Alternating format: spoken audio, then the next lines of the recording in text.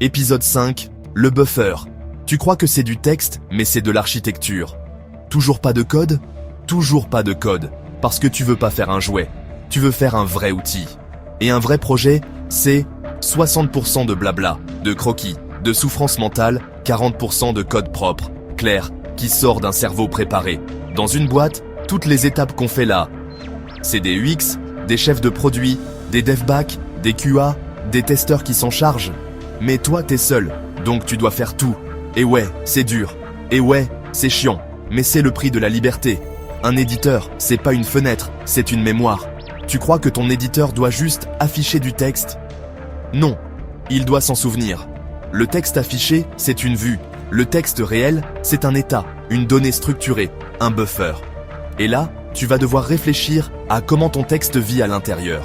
C'est quoi un buffer, pour de vrai? Un buffer, c'est une mémoire vivante de ce que tu écris, une gestion du curseur, des lignes, des caractères, une façon de modifier, d'annuler, de coller, de supprimer, une architecture de texte, pas juste un string astuce geek frustré. Si ton buffer c'est juste une string géante, ton éditeur va vite devenir un cauchemar de lenteur et de bugs. Les grands types de buffer et leurs conséquences, tu dois choisir une stratégie de stockage interne du texte. Chacune a ses avantages et ses douleurs. Un liste de chaînes, arrêt de ligne, facile à manipuler, ligne par ligne, difficile à gérer pour des gros fichiers ou des opérations par caractère, 2 gap buffer. Une seule string avec un trou où le curseur se trouve. Très rapide pour écrire ou effacer autour du curseur. Utilisé par Emacs complexe à implémenter proprement, 3 piece table. Tu gardes le texte original intact et tu rajoutes une table de modification. Ultra efficace pour l'Indo ou Redo. Utilisé par VS Code. Beaucoup de logique interne, faut un bon cerveau bien reposé. 4 ROP, arbre de chaîne, arbre équilibré, où chaque nœud contient une portion du texte. Hyper performant sur de très gros fichiers, complexité algorithmique, plus. Tu choisis pas une structure, tu choisis un combat. Chaque choix ici, c'est un type de bug futur, un type de feature facile ou pénible, un type de douleur. Tu veux un éditeur minimaliste et rapide à faire. Prends un arrêt de ligne. Tu veux viser une base solide pour aller loin? Piece table ou rope. Tu veux coder vite? Gap buffer. Tu veux apprendre la souffrance d'un vrai éditeur?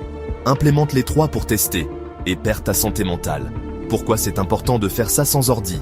Parce que tu vas traduire une pensée vague en architecture concrète. Tu vas réfléchir aux erreurs possibles avant qu'elles arrivent. Tu vas comprendre le métier des autres. Un UX designer ne code pas, mais il structure. Un dev back-end ne clique pas, mais il gère l'état. Aujourd'hui, tu fais les deux. Tu souffres, tu grandis, un UX pleurerait devant du Python. Là, toi, tu pleures devant des structures de données. C'est l'équilibre cosmique. Accepte. Avance. Astuce geek épileptique.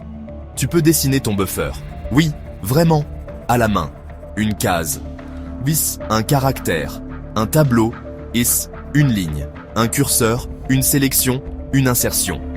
Est des flèches. Ça va t'éclairer sur la logique interne avant même de coder un char. Conclusion. Tu ne codes pas un éditeur, tu codes une intelligence. Le buffer, c'est le cerveau de ton éditeur. C'est là que tout se passe. Et tu ne peux pas te permettre qu'il soit confus, lent ou désordonné.